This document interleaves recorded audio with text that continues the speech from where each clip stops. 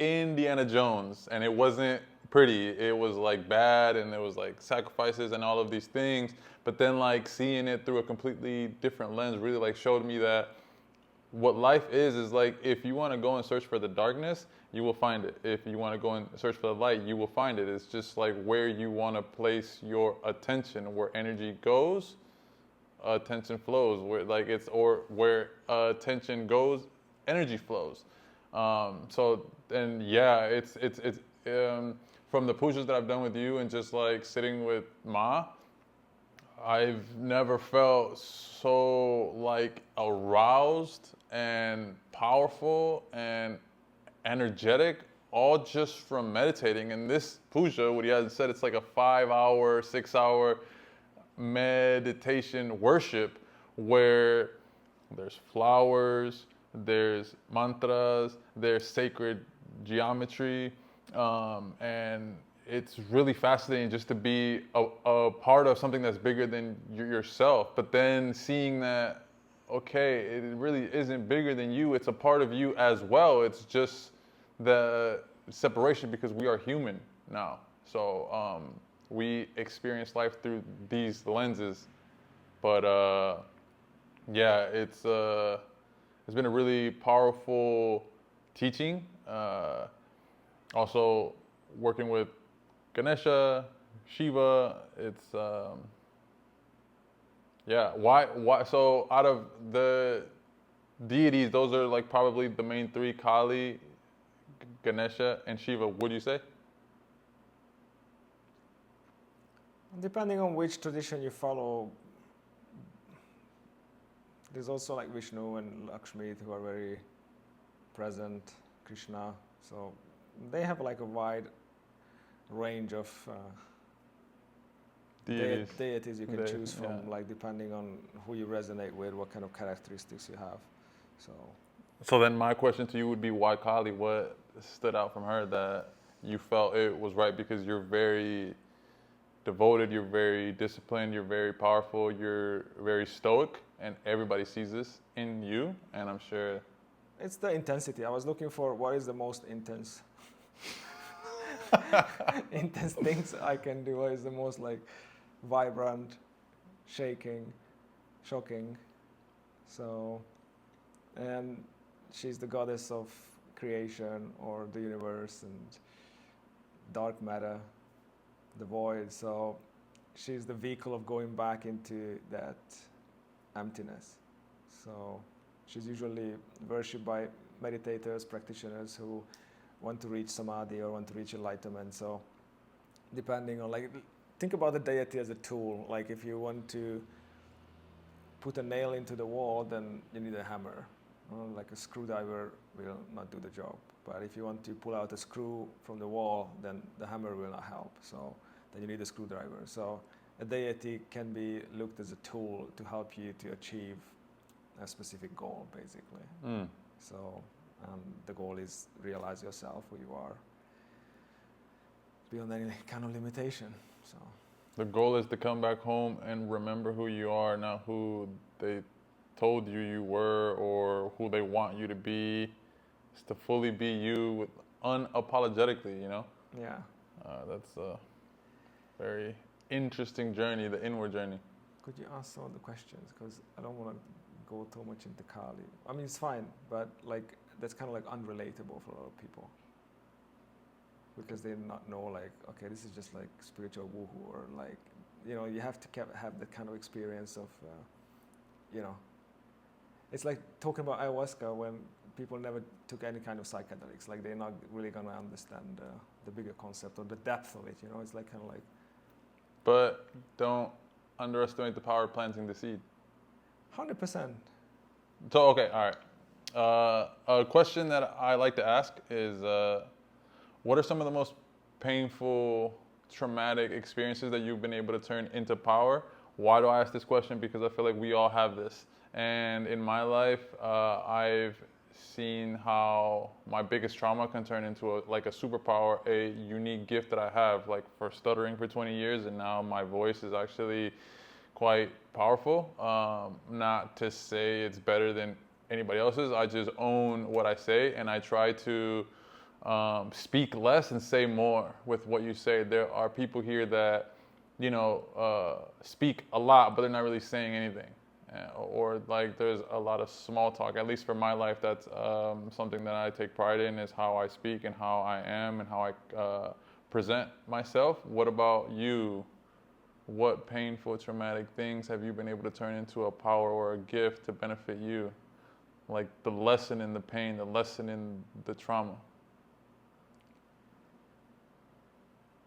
I think it's not so much about what happens, but how you respond to it, because, people can go through very difficult times and still don't get traumatized, so to say.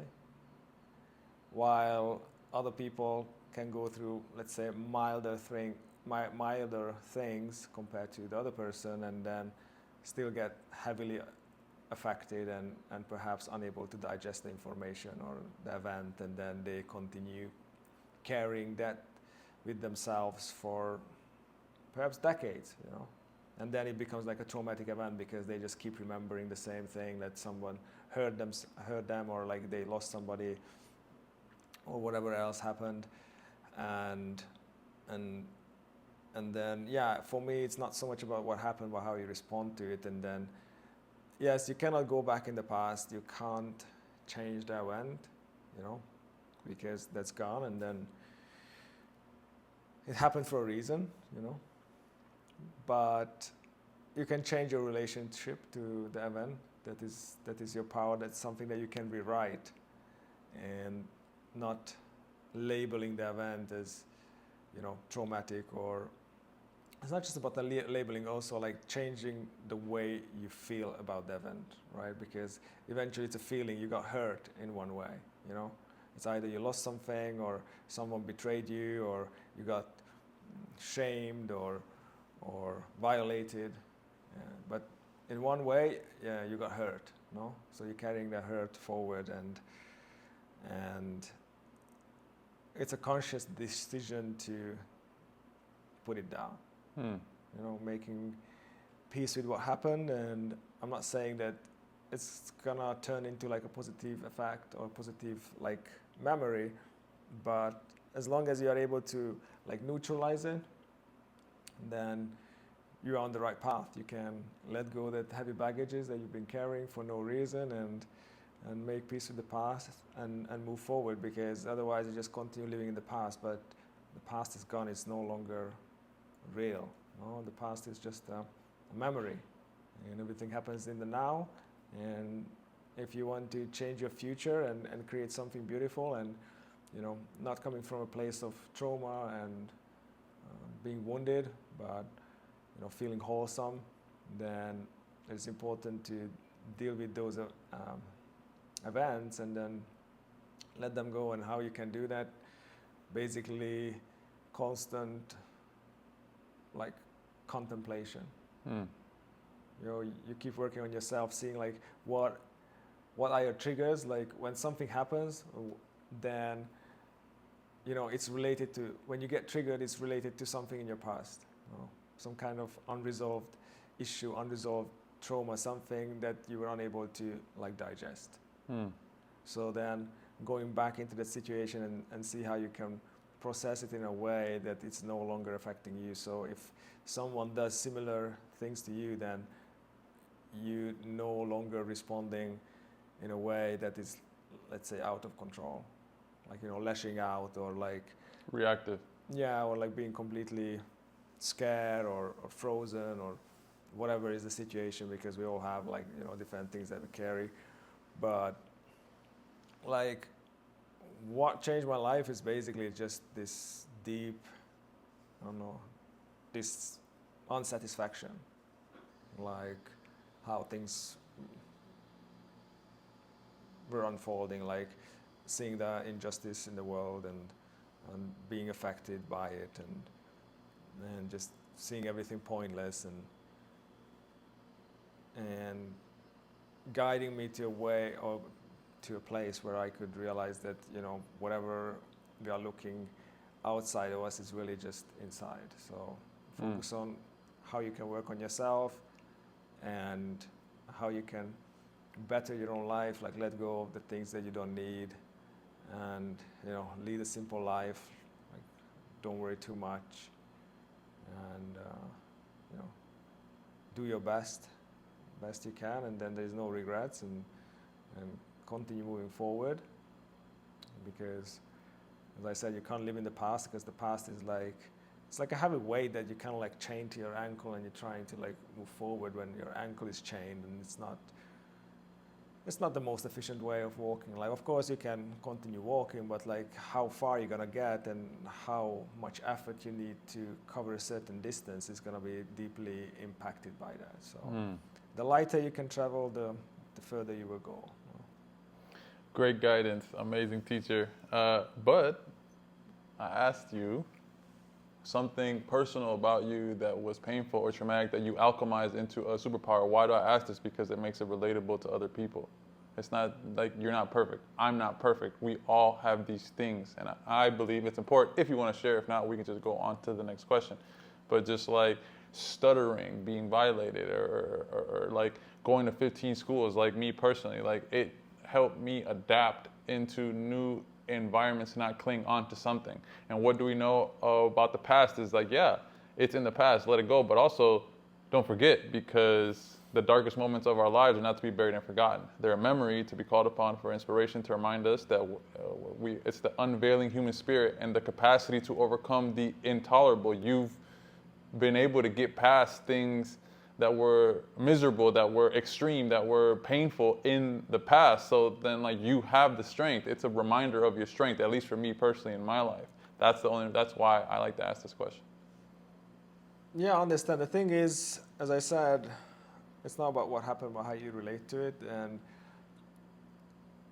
I'm quite lucky in a way that my parents were very loving, and I grew up in a very stable household, and I didn't go through any kind of childhood trauma as a kid, so to say. I was happy, like, things were normal, and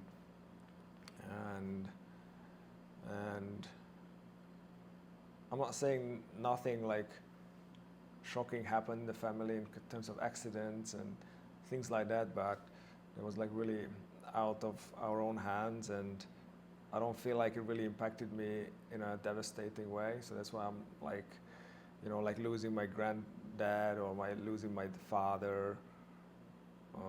Those were like, let's say, the most difficult things that I had to go through. But I think I was able to like, understand that, losing someone who is like, your grandparents or your parents, like it's kind of like part of life. It's inevitable. And then once you understand also that, life continues, like life doesn't just end when the spirit or the soul leaves the body, but it continues living in a different realm.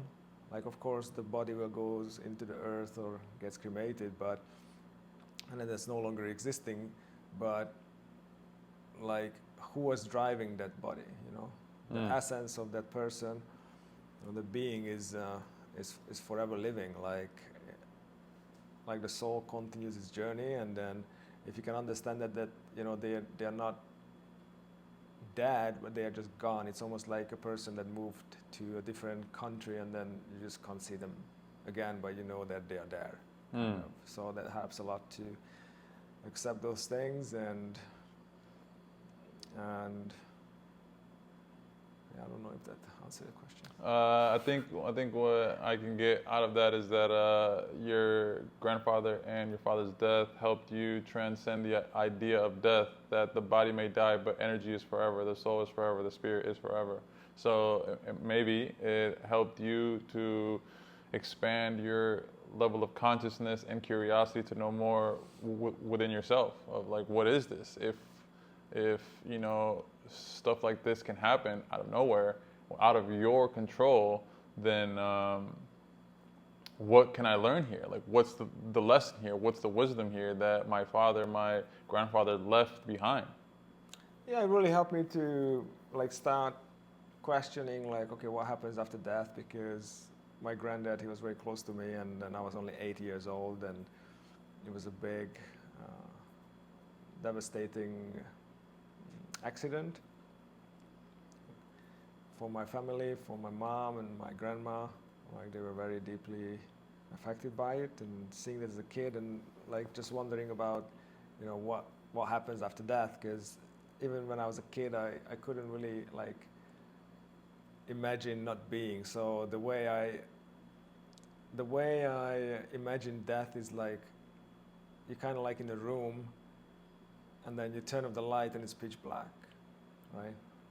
So there's nothing, but then you still know that you're there, right? So there's still like awareness of like, okay, I'm in a dark room, or like I'm in a dark space. Now what? So this is kind of like how far I got in terms of like contemplating, like, okay, I'm in a dark space and then lights are off. But I couldn't imagine not having an awareness, or how could that be like non-existing. So I'm still existing, but there's nothing to see. There's nothing to experience. But that's how I kind of saw it from an early age. And later on I realized that that's basically where we all go back into at the end of this whole creation cycle of coming out of nothingness, which is the state of before the Big Bang, and then the creation happens, and you got the universe, and it's infinitely big and expansive. But there is another theory of the Big Crunch, where Big Bang is expansion, and then there's a big crunch that everything goes back into the same state where it came from, going back into this great void, empty state, infinite darkness, nothingness. So, but there's still that awareness there of like, okay, I exist because this kind of creation and dissolution constantly are happening. Like that's in the scriptures they call it the breath of Brahma. So before creation there is expansion, there is the outgoing breath of God, of expanding into the universe, and then once it begins to go back, it's like the in-breath, like God withdraws its own creation into itself. And then that's just one breath of God, this entire creation and dissolution, which is like extremely long in a way, in like human kind of understanding of time. But like in God's time, it's just one breath. And this makes sense, like even to the logical mind, because as you think, as you speak, there's like the higher you listening to this, like we are not our thoughts. There's still the higher being listening to what you're thinking of, knowing that like, okay, you may think a thought and know like, why am I thinking this? This isn't me. Like it's just coming up because it could be like based off of your reflection to the kind of day that you had or what you saw that day, but we're beyond our thoughts, beyond the body, beyond how we can think and process. There's still that higher being. That's, I mean, like going to sleep is like, I feel like going back into creation, into being everything, into you could do anything you want in your dream. And then you come back to play this game of life, to play in this character that you chose to be and spend money on, and the tattoos and the clothes and the things. It's like, this is the ego, the personality. But okay, question, because you're a very wise man and you have studied and practiced and you have your discipline. What is something that you would tell somebody if you had just 60 seconds to tell them to like wake up out of the illusion? Good question. Inside jokes, I love it. So, yeah, stop worrying. So often we are very preoccupied with the ideas that the mind creates, which is basically just an imagination. Because worrying is usually related to the future, that something's going to happen that you don't want to happen, or something is not going to happen that you really want to happen. And then we create this, many times, like I've seen it, like for people creating the worst case scenario. But if you like logically think about what are the chances of that event to happen, it's very little, because then that's just one outcome. So the possibilities are infinite, no? Things could go the complete opposite way. The best thing could happen, no? And there's the worst thing that could happen, and in between there are like hundreds, thousands, if not millions, of different kind of scenarios that could play out. And why do I focus on the really worst one, you know, or one of the worst ones, when there's like so many other options? So just get out of your own way, you know, get out of your own head, and start trusting, you know, that there's a higher force in play. And now it's even like backed up by science in a way that, you know, the chances that the universe is designed, because the universe is so intricately linked together in terms of how the star systems and the stars themselves and the planets are moving, that's all can be described by very advanced mathematical like equations. So the language of the universe is mathematics, as numbers, and then the chance of that to be random, because it's so specific and scientific in a way, then the chances that it is completely random, it's 0 point, I think there's like 20 0 and a 1. So we can almost say that's 0, right? So the chances of the universe being random is 0. So the meaning of that is it's intentional. So then there must be some kind of creative intelligence that is bringing this about. So if this intelligence is working through the universe, it means like also working through you. So what we need to do is really like connect with that inner intelligence, because the problem or the fact of the matter is that, you know, we got disconnected. So first of all, like disconnected from ourselves, and then that's the result of being disconnected from everybody else and the world of outside of us. But how can you fix it? Again, it comes back to like, don't worry about the world outside of you, start working on this, fix yourself first in a way, reestablish that connection to your heart, to your higher self, and through that connection you get connected to God or this infinite intelligence, whether you want to call it God, source, universe, Shiva, Krishna, Allah, Buddha, it doesn't really matter, Jesus, it doesn't really matter. It's just because all of this intelligent creative force is manifesting through all of these outlets, you know. Do you believe that this disconnection happens around the age of 8 or 9 years old because of a traumatic experience that was painful, either emotionally, physically, or psychologically?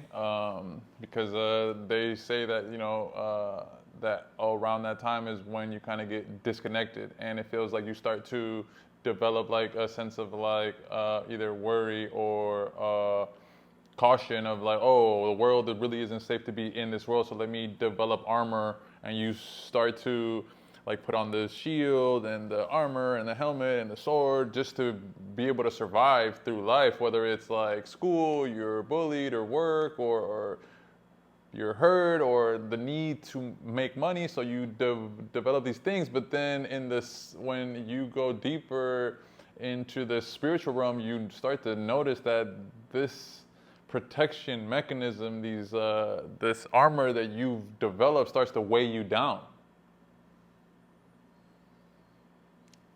Yeah, the thing is, as you said, like around the age of 7 or 8, the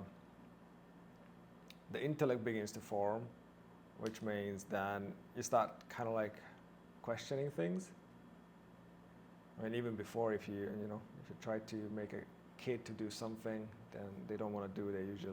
They fight back. But it becomes more of a conscious process of like making decisions and evaluating things. So you don't just accept things at the face value, because before that, like, the mind just acts like a sponge, almost like absorbing information without filtering it at all.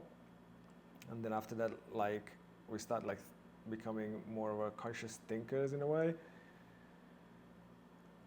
I would say this separation like happens gradually, like from as we grow up, because at the very beginning we are still very connected to source as a baby. Like, you know, we hardly know anything about the world, and then we just came down and we're being very innocent and pure. And then we start learning all the personal traits, that our parents have.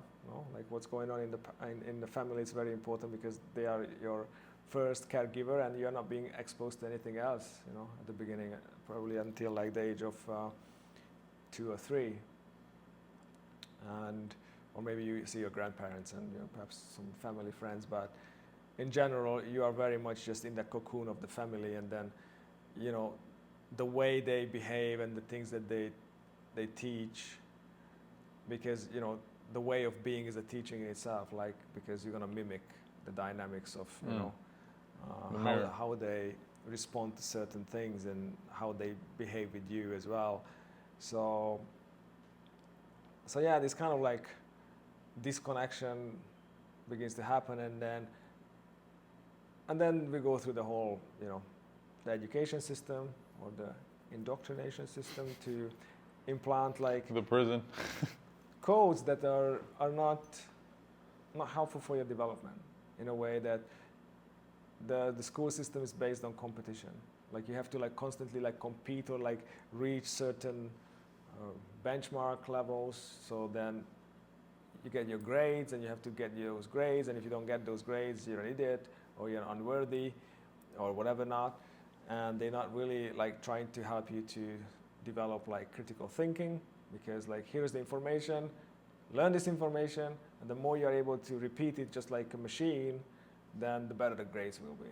Like they don't like critical thinking, or this is not what actually they trying to teach you, or teaching you the deeper meaning of life. That's the whole thing. That's where the disconnection happens. Like we don't learn about the true nature of existence, that there is this kind of mysterious creative force. Like, okay, if you go to religion, then you can hear about God, but the whole church, and that's also just very distorted. There's everything is like kind of fake. So imagine that we were brought up as kids, receiving the right cause. This separation wouldn't really happen, because then there will be reconnection. Like if the elders were explaining you like, hey, there's a higher force, and then we're all coming from the same source, and respect others, and there are certain, not even rules, they are just like common sense guidelines that, if you realize that, I got 10 fingers or like 10 toes, and then, when you bang your foot into the table and your toe is hurting, you don't start like punching your toe like, oh, you stupid toe. Like, that toe belong to you, or that's kind of an extension of you. So it's the same way, like each finger is like an individual in existence, which we perceive like, oh, they are just a separate individual in our story. So we can steal from people, we can betray people, or take advantage, or just not care when something happens, and we have this kind of perceiving each other as being separate, which we are in a way, but in some other way we are also connected. So like realizing that kind of deeper connection and meaning, and getting the right kind of education and teachings at the very beginning, then we will need to like make this like big circle of like being misguided and then getting lost, and some people doesn't make it out, or like start noticing that, okay, something is wrong, or something doesn't add up, it doesn't feel right, so then you start searching, and then you start getting answers and realizing like what is happening, and then kind of like you reach back to the same place where you were, that there's nowhere else to go. Like you just have to come back home and realize your true nature, which is infinite God and love, and imagine you don't have to go this like big circle to get back to it, but you would be guided from the very beginning to like remain pure, and because humans are very loving by default. Look at nature, like look at the animals. Like the animals are loving.